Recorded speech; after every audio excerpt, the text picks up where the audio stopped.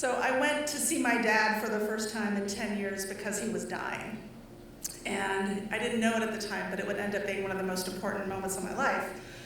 The last time I had seen him, 10 years earlier, that was an important moment too, because that was the day that I ran away from home with nothing but a bag full of clothes and never went back. The thing is, I was 22 years old, 22. And so you might be like, why did you run away? You're a grown-ass adult and can leave any time. But that's the thing, I didn't think I could.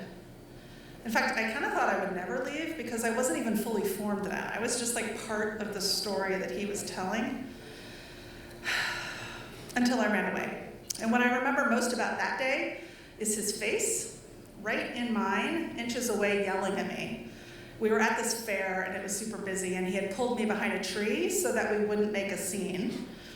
And this sort of thing, him humiliating me and yelling at me in public, this was not new. This was just life as I knew it. And most of the time when this happened, I would just do anything to make it stop. You know what I mean. If you have ever had an abusive father or mother or sister or boyfriend, when they're coming at you, you will do anything to make them stop, anything to make them happy in that moment. But that day I did something different. I was there, him looming over me, and I heard for the first time this voice inside of me, and I swear, crystal clear, she said, if you don't leave right now, you are never gonna leave. And I was shocked because I never heard this voice before. I mean, I could never hear anything over him. And yet, I recognized it kind of. It was like it was my voice. It was like it was the me that had been hiding all that time. And so I did. Without a plan, without any money, I turned around and walked away, got into my girlfriend's car, drove to the house that I shared with my dad, left the house keys and the pager that he insisted I carry, and a note that simply said, I can't do this anymore, I'm leaving. Left it on the porch, got into the car, and drove as fast as I could. Because even though I knew with 100% certainty that I needed to leave that day, I was also so scared. Because I had always been so terrified of my father. I mean, he, not only because he was manipulative and violent and abusive, he was all of those things.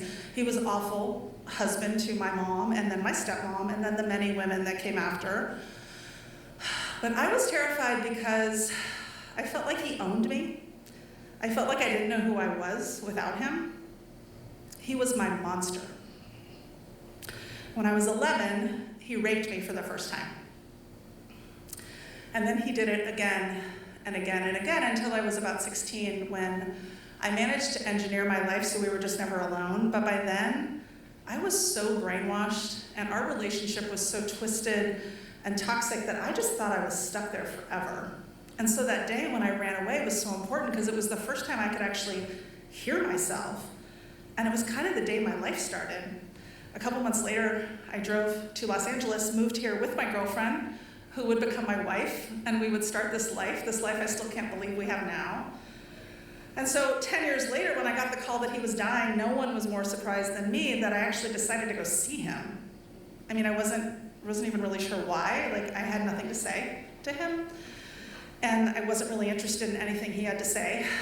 But that little voice inside of me, she showed up again, and she told me that I had to go, so I did. It wasn't until I was standing outside his place and knocking on his door that I realized how scared I still was. I mean, I was different in a million ways from that girl who would run away, but I was still so programmed for fear. I let myself in and was standing in the living room and I could hear him in the other room, and my first thought was I could run right now. But I didn't, and a second later he was coming around the corner, shuffling, kind of struggling to walk, hunched over, and his hair was like really stringy and white. His skin was pale and saggy, and I just thought, is this my monster?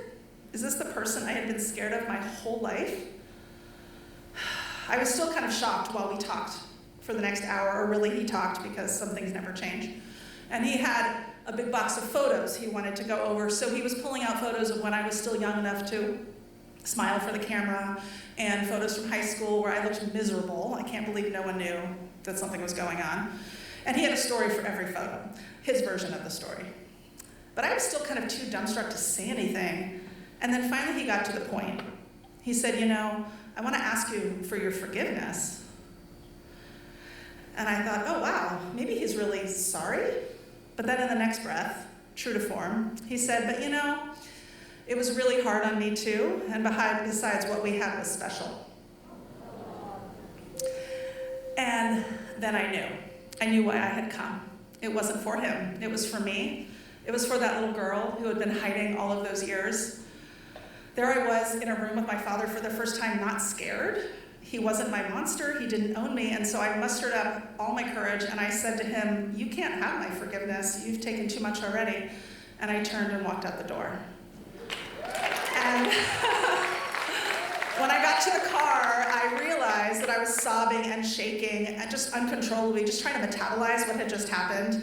And 2 weeks later, when I got the call that he died, I hung up and was just relieved, grateful that I had given myself the chance to walk away instead of run away, and just so grateful that I was finally writing my own story.